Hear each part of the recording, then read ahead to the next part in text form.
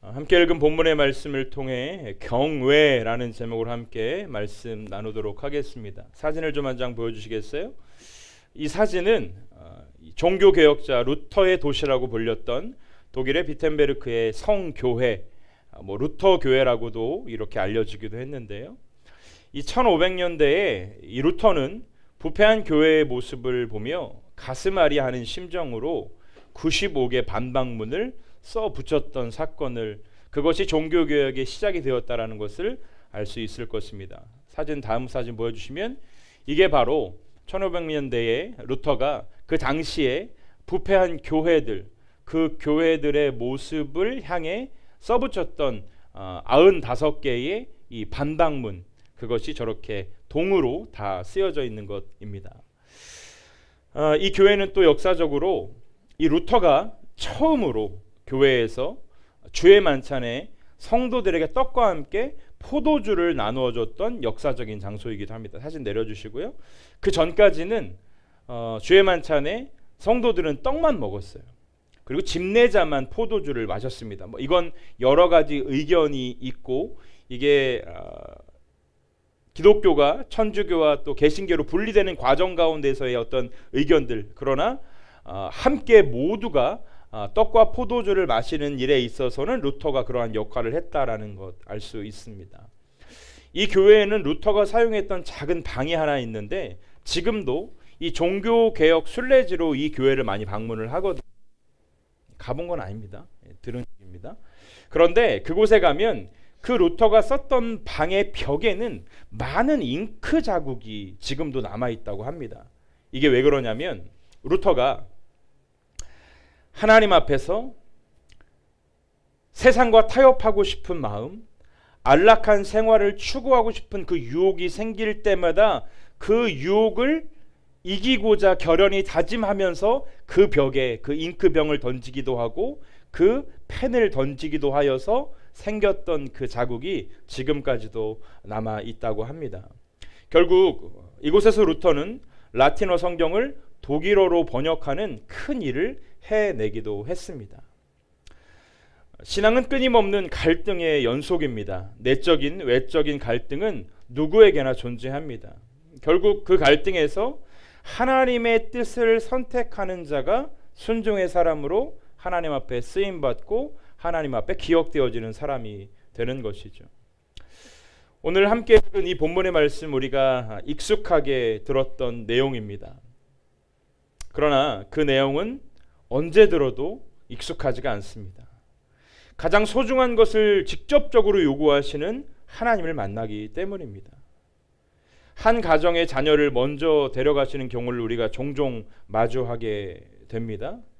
내 자녀가 아니어도 가슴이 미어집니다.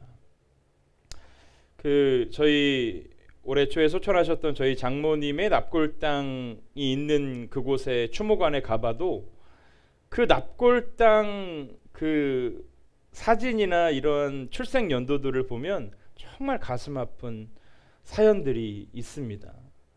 어린 세 자녀를 두고 먼저 떠난 아빠도 있고, 7살, 8살에 삶을 마감한 아이의 유골도 있기도 하고, 내 자녀가 아니더라도 사실은 가슴이 먹먹해 오는 것을 느낄 수가 있습니다. 그런데 오늘 하나님은 아브라함에게 본인의 선택으로 자녀를 제물로 드리라 말씀하시죠. 자, 사고라든지 질병으로 자녀들이 먼저 하나님 앞에 가는 경우들이 있어요. 그죠? 지금도 여전히 그런 경우들이 많이 있죠. 그건 어쩔 수 없는, 이해되지 않지만 어쩔 수 없는, 그런데 하나님께서 아브라함에게 요구하시는 것은 아브라함의 선택으로 자녀를 제물로 바치라는 거였단 말이에요. 이건 더더욱 이해할 수 없는, 상상할 수 없는. 오늘 이 본문 함께 살펴보면서 하나님 앞에서 저와 여러분의 신앙의 태도를 한번 좀 같이 점검했으면 좋겠어요.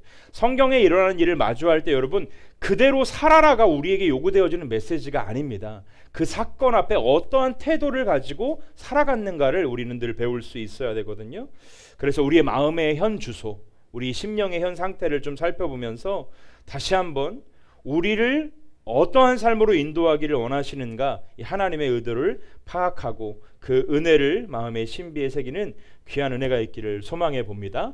오늘 본문 1절에 보니까 하나님께서 아브라함을 부르셨다 이야기해요. 그런데 그 부르신 이유가 명확하거든요.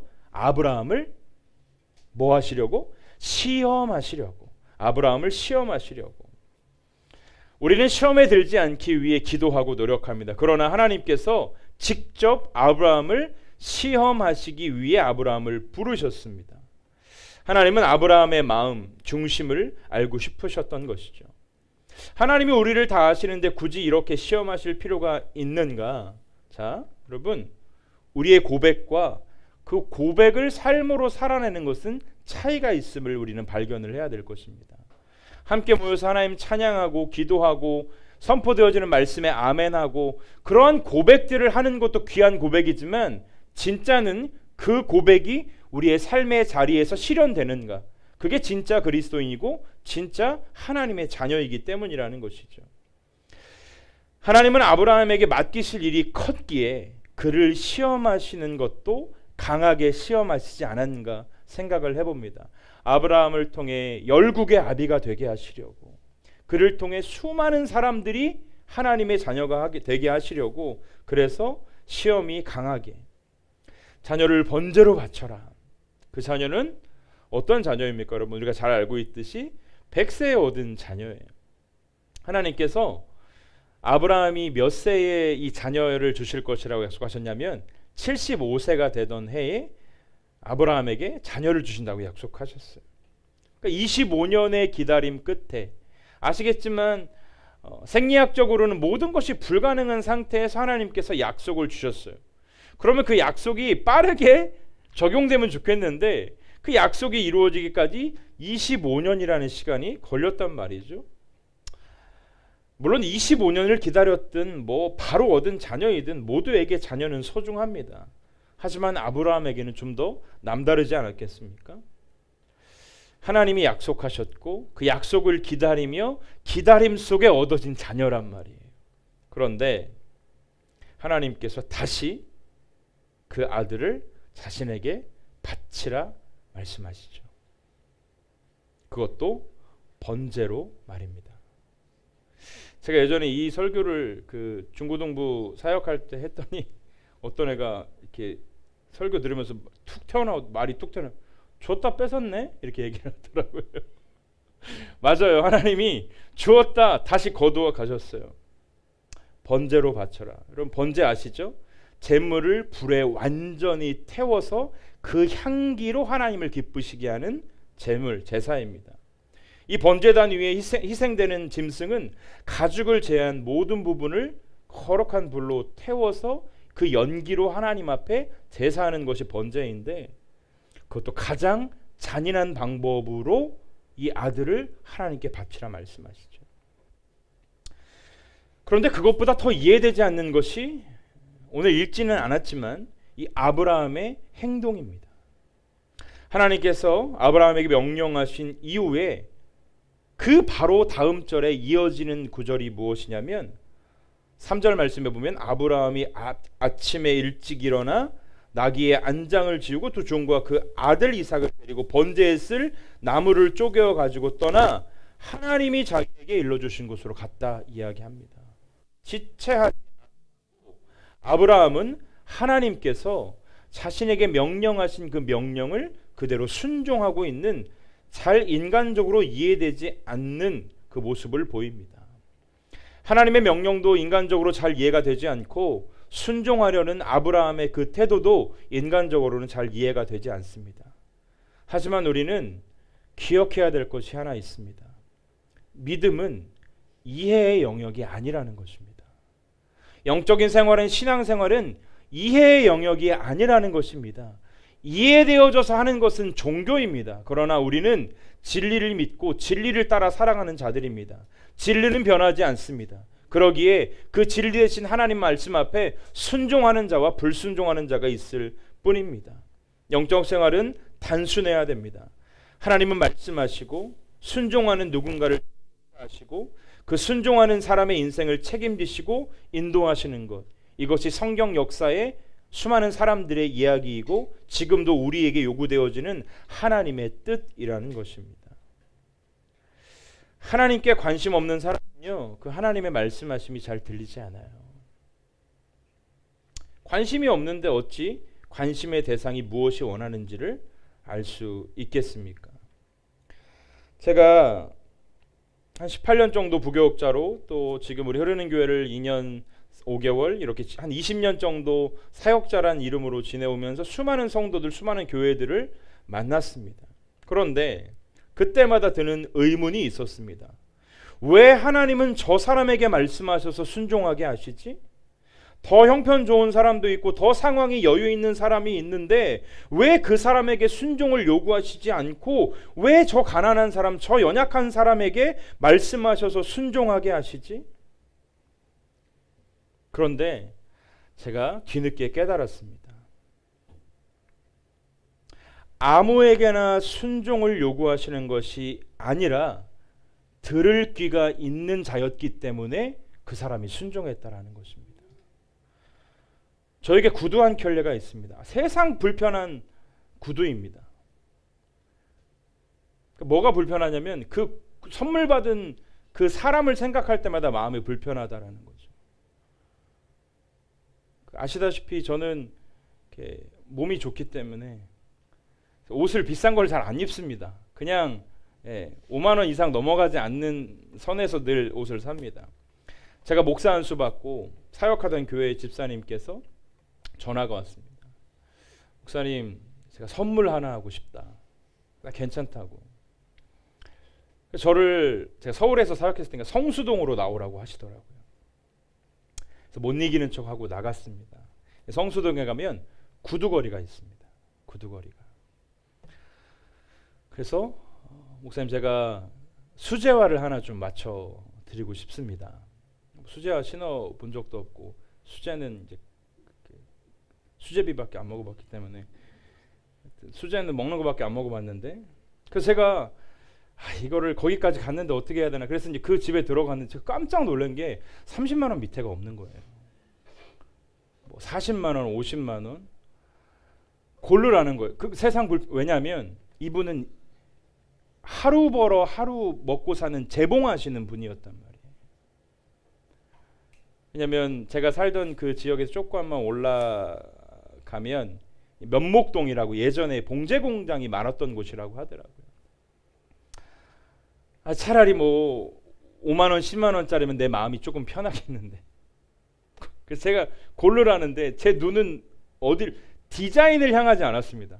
가격표를 향했습니다. 제일 싼 거. 근데 제일 싸더라도 어느 정도 디자인은 좀 마음에 들어요. 왜냐하면 신고 다녀야 되잖아요. 이 목사도 힘듭니다, 여러분. 넥타이 메고 다녀야 되고 해주시는 거 해야 돼. 그래서 적절하게, 그래서 27만 원인가? 그게 제일 저렴하면서도 이상하지 않았던. 가격 보지 말고 가격을 어떻게 안 봅니까? 그래서 제가 어쨌든 그 27만 원 정도 되는 걸 골랐습니다. 그러더니 갑자기 가방 있는 쪽으로 하더니 사모님 가방 고르라는 거예요. 가방은 100만 원짜리 밑에가 없더라고요. 이분이 정말 이걸 사주시려고 뭘 알고 그러시나.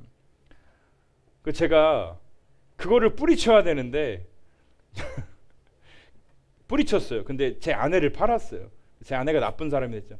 저희 아내 이런 스타일 안 좋아합니다. 이렇게 얘기해가지고 가방 많습니다. 가방 없는데 그래서 제 구두.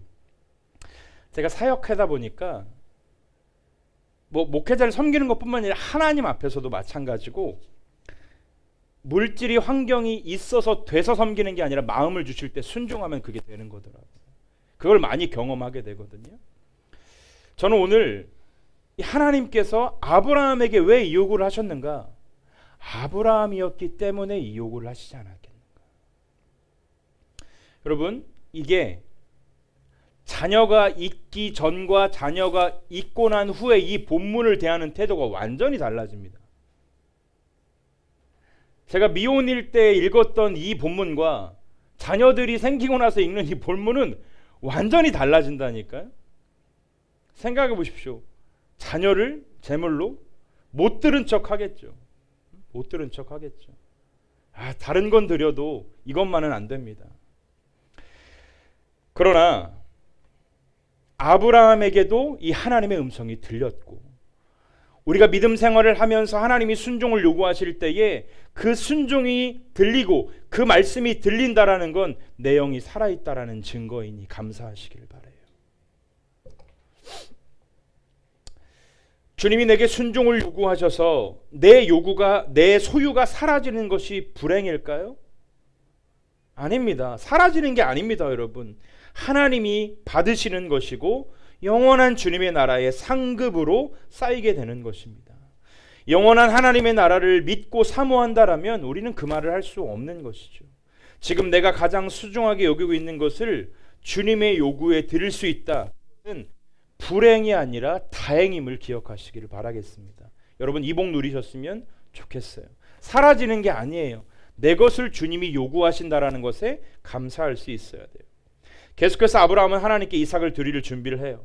성경에는 그의 감정이나 마음이 표현되지 않았지만 한 걸음 한 걸음이 눈물의 걸음이었을 것이다라는 것을 우리는 예측할 수 있습니다.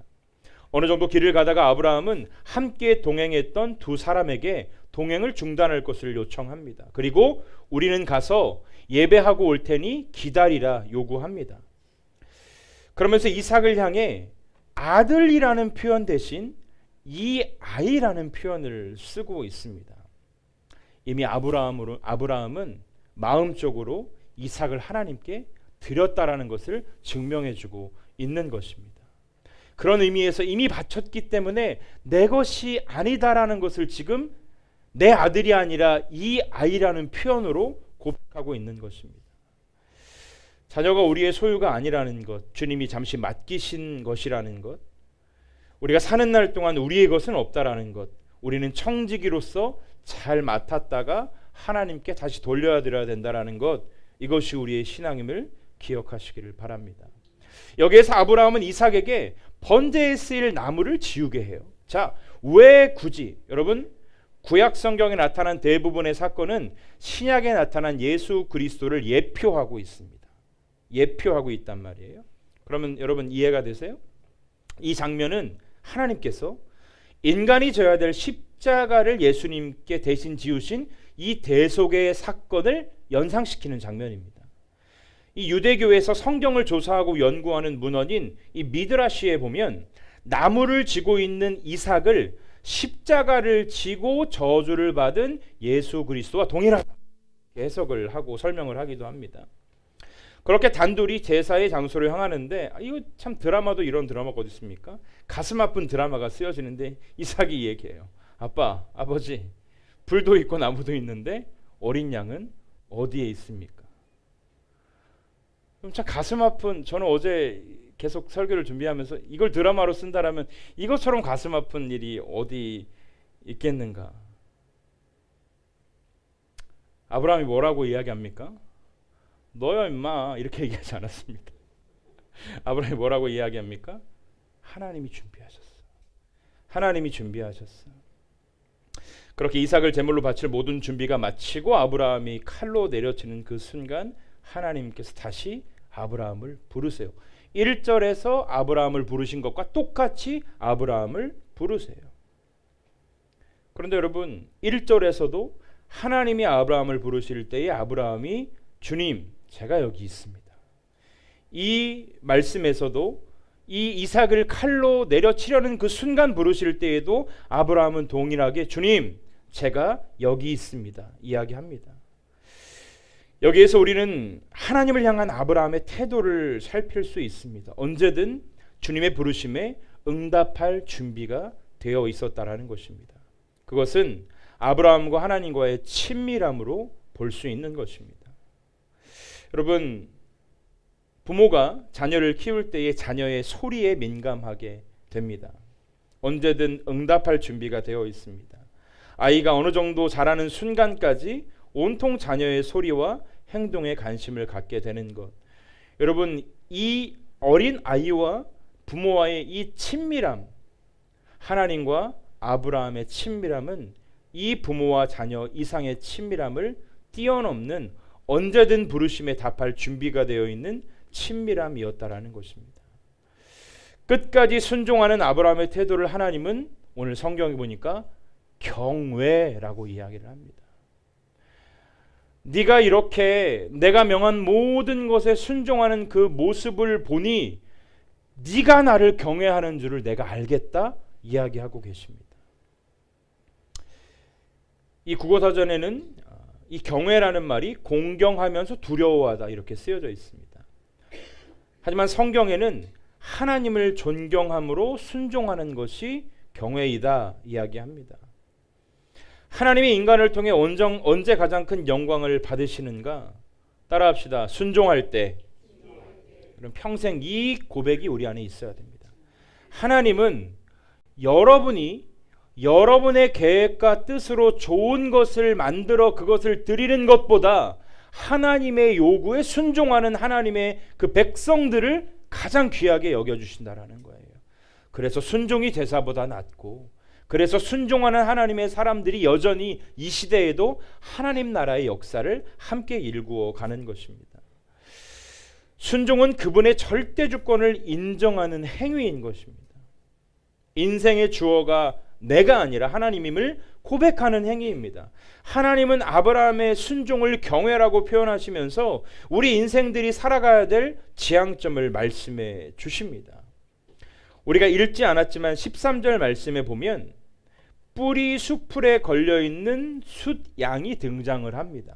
이것은 8절 말씀에서 제물을 찾는 이삭에게 하나님이 다 준비하셨어 라는 이 아브라함의 이야기를 하나님께서 증명해 주신 것입니다.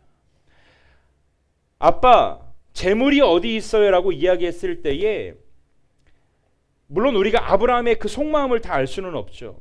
그 상황을 모면하기 위해서 한 얘기일 수도 있고, 그러나 그 상황을 모면하기 위해서 한 이야기라 할지라도 끝까지 순종한 아브라함을 하나님이 지금 책임지고 계신 거라는 거죠.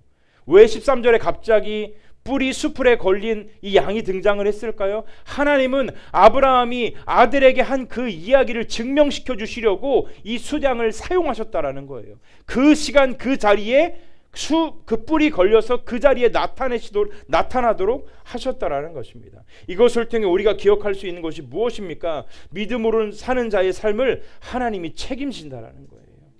준비하시고 예비하신 은혜로 하나님이 책임지신다라는 거예요. 여러분, 여러분들의 삶의 자리를 깊이 들여다보시기를 바라요. 그 자리에 하나님의 자리가 있습니까? 그 자리에 하나님이 함께 하시고 하나님이 역사하실 그 하나님의 자리가 여러분 가운데 있으십니까? 이 고난의 순간, 역경의 순간에 아브라함은 모든 것의 주관자가 되시는 하나님을 절대적으로 의지하면서 하나님이 내 삶을 인도하시고 책임지시고 이끄신다라는 그 고백을 이 고백을 통해 드리고 있는 것입니다. 그 고백을 드릴 때 하나님이 책임지시는 것이죠. 우리 교회가 개척 때부터 계속해서 어떤 고백을 하고 있습니까? 하나님, 작지만 연약하지만 움켜쥐는 교회 되지 않게 도와주십시오. 연약하지만 손을 펼치는 공동체가 되게 해주십시오. 끊임없이 내 것을 나누는, 그래서 제가 말씀드렸잖아요.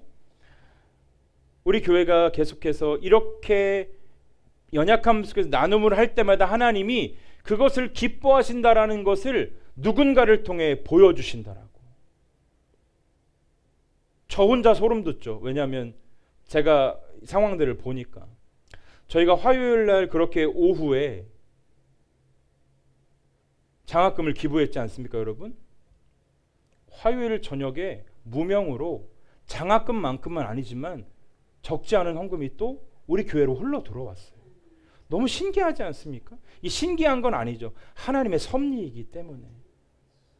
저는 하나님이 우리 공동체를 어떻게 이끄실지 모르겠지만 더욱더 확신을 갖게 되는 것 같아요. 하나님 책임지신다. 할렐루야. 인도하신다. 이끄신다. 이 공동체의 주인은 하나님이시다. 이 고백이 우리 안에 있을 때에 우리는 더욱더 풍성한 하나님의 임재를 경험하게 될 줄로 믿습니다. 말씀을 맺습니다. 결국 아브라함에게 하나님은 또 다른 언약을 주세요. 성경 띄워주시겠어요? 창세기 22장 16절부터 18절 말씀 함께 읽습니다. 시작. 이르시되 여호와께서 이르시기를 내가 나를 가리켜 맹세하노니 내가 이같이 행하여 내 아들 내 독자도 아끼지 아니하였은즉 내가 내게 큰 복을 주고 내 씨가 크게 번성하여 하늘의 별과 같고 바닷가의 모래와 같게 하리니 내 씨가 그 대적의 성문을 차지하리라.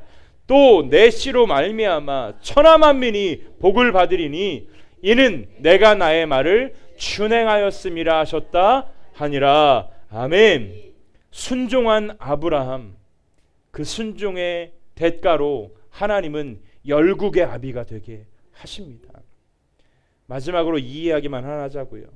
그러면 내가 순종하면 하나님은 내가 감당할 수 없는 복을 주시는가? 그건 신앙이 아니에요. 드린 게 축복인 거예요. 아멘. 드릴 수 있는 게 복인 거예요. 갚으시고 도우시는 건 하나님 마음인 거예요. 그러니까 여러분, 하나님을 인간적으로 이해하려고 하지 마세요. 기브 앤 테이크, 그건 하나님 나라의 법칙이 아니에요.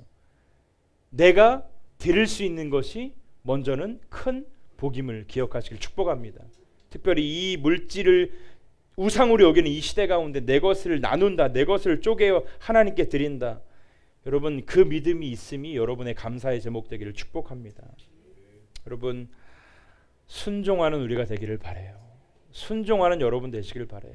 여러분 신앙의 최대 관심사 순종이 되었으면 좋겠어요. 내가 무엇으로, 그거 이전에 주님 나에게 무엇을 원하시는가? 신앙이 왜 변질되는 줄 아십니까? 내 생각대로 내 마음대로 무언가를 하려고 하니까 자꾸 변질이 돼요. 신앙은 내 생각, 그 마음도 귀하죠. 하나님께 무엇을 드릴까? 그러나 내 생각과 내 방법으로 무엇을 드릴까 그거 고민하지 마시고 하나님 말씀을 통해 나에게 무엇을 원하시는가를 고민하세요. 하나님 말씀 통해 나에게 어떠한 순종을 요구하시는가를 살피세요. 그리고 기도하세요. 주님, 내 인간적인 내 한계로는 순종 못합니다. 여러분, 여러분이 순종하시는 것 같죠? 하나님이 믿음 주셔서 순종을 하게 하시는 거예요. 우리의 의지로는 순종 안 되죠. 우리는 딱 계산이 되는 사람들인데. 순종으로 하나님 나라의 일들을 경험하는 우리 모든 흐르는 공동체의 성도들 되기를 주의 이름으로 축원합니다. 우리 함께, 우리 지난주에도 우리 설교회 이 찬양 불렀었는데, 예수의 길. 때로는 우리의 삶 가운데 아무것도 보이지 않는 것 같은 그 상황을 마주할 때가 있습니다. 그러나 그 시간에 주님은 손 내미셔서 우리를 붙잡죠. 내가 누군가에게 펼친 그 손, 내 손에는 남은 게 아무것도 없는 것 같지만 내게 남겨지지 않는 손을 펼친 그 손을 주님이 잡아주시는 거예요. 하나님은 이 손을 붙잡고 예수의 길을 걸어가게 하시고 믿음의 길을 걸어가게 하시고 은혜의 길을 걸어가게 하시는 줄로 믿습니다. 우리 함께 찬양하시면서 주님, 그 무엇도 바라지 않고 그 무엇도 두려움 없이 약속 붙잡고 말씀 붙잡고 하늘의 소망을 품고 살아가는 내가 되기를 원합니다. 우리 이 마음으로 함께 찬양하며 기도의 자리로 나아갑시다.